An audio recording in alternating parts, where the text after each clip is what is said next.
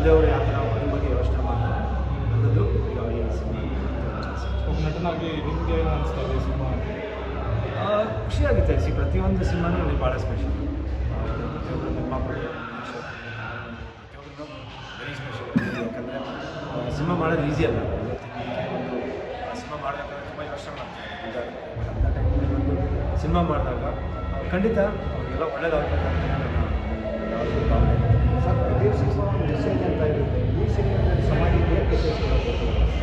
ಸಮಾಜಕ್ಕೆ ಮೆಸೇಜ್ ಅನ್ನೋ ಸೆನ್ಸ್ ಪ್ರತಿಯೊಂದು ಸಿನಿಮಾದಲ್ಲಿ ಮೆಸೇಜ್ ಓರಿಯೆಂಟೆಡ್ ಒಂದು ತಂದೆ ಮಗನ ಬಾಂಧವ್ಯ, ತಾಯಿ ಸೆಂಟಿಮೆಂಟು, ಗಂಡ ಹೆಂಡತಿ ಮಧ್ಯದಲ್ಲಿ ಆಗುವಂಥ ಒಂದು ಎಪಿಸೋಡ್ ಲೈಫಲ್ಲಿ.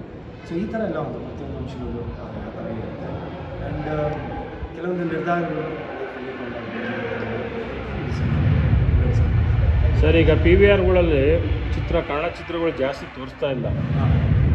ಸೊ ಅಂಥವ್ರಿಗೆ ಏನು ಹೇಳೋಕ್ಕೆ ಬಯಸ್ತೀರಾ ಸರ್? ಯಾಕಂದ್ರೆ ನಮ್ಮ ಕರ್ನಾಟಕದಲ್ಲಿ ಎಷ್ಟೋ ಹಲವಾರು ಪಿ ವಿ ಆರ್ಗಳಿದೆ, ಮಲ್ಟಿಪ್ಲೆಕ್ಸ್ಗಳು, ಸಿನಿಮಾಗಳು ಹಿಂದಿ, ತೆಲುಗು, ತಮಿಳು ಎಲ್ಲ ನಡೆಸ್ತಾರೆ. ಬಟ್ ಕನ್ನಡ ಚಿತ್ರಗಳು ಜಾಸ್ತಿ ನಡೆಸ್ತಾ ಇಲ್ಲ. ಯಾಕೆ?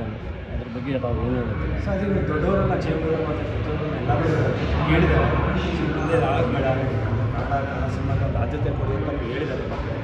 ಸೊ ಐ ಥಿಂಕ್ ಅದಕ್ಕೆ ಮತ್ತು ಎಲ್ಲರೂ ಸೇರಿಕೊಂಡು ಒಂದು ಮಾತಾಡಿದ್ದಾರೆ. I think theatres single screen ಅಲ್ಲ, ಐ ಥಿಂಕ್ ಮತ್ತು ಇದೆಲ್ಲ ಆ ಥಿಯೇಟರ್ಸ್ಗೆಲ್ಲ ಮಾತಾಡಿದ್ದಾರೆ.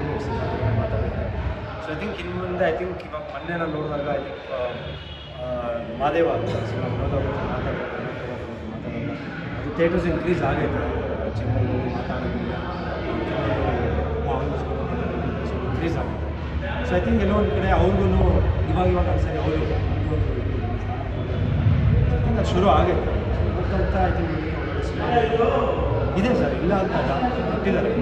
ಒಳ್ಳೆ ಸಿನಿಮಾಗಳನ್ನ ಕೊಟ್ಟಿದ್ದಾರೆ, ಜಾಗ ಕೊಟ್ಟಿದ್ದಾರೆ, ಸ್ಕ್ರೀನ್ ಪ್ಲೇ ಮಾಡಿದ್ದಾರೆ. ಬಟ್ ಮಧ್ಯದಲ್ಲಿ ಐ ಥಿಂಕ್ ಬಿಕಾಸ್ ಆಫ್ ಕೆಲವೊಂದು ಸಿನಿಮಾಗಳು ಗೈಡಿಂದ ತುಂಬ ಸ್ವಲ್ಪ ಇದಾಗುತ್ತೆ.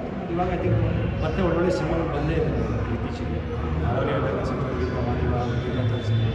ಸೊ ಐ ಥಿಂಕ್ ಬಂದಾಗ ಇಂಡಿಯಾ ಸ್ಟಾರ್ಟ್ ಥಿಯೇಟರ್ಸ್ ಆಗುತ್ತೆ. ಅದೇ ಥರ ನಮ್ಮ ಸಿನಿಮಾನು ರಿಲೀಸ್ ಆಗಿದೆ. ಜನ ಇಷ್ಟಪಡೋದು. ಈಗ ಥಿಯೇಟರ್ಸ್ ರಿಲೀಸ್ ಮಾಡಿದ್ದೀರಾ?